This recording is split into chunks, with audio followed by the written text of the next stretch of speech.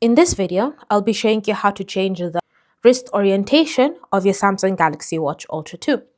You're going to begin by navigating to the Settings app, then you're going to scroll and select the option General.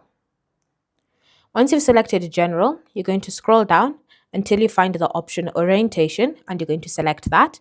Then from here, you can now choose whether you want it to be on your left or on your right. If you're on the left, then you can go ahead and select that and choose where you want the button position to be placed. Now, typically for me, my buttons are placed on the right, but if I want to switch them to the left, then I can select that option and then I'll just re-strap the bands and I should now be able to use the buttons on the left hand side.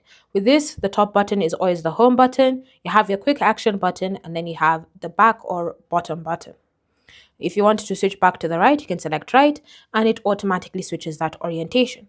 You can do the same thing if you want your the watch to be on the right wrist. You can go ahead and select that and choose whether you want the buttons to be on the left hand side or on the right hand side.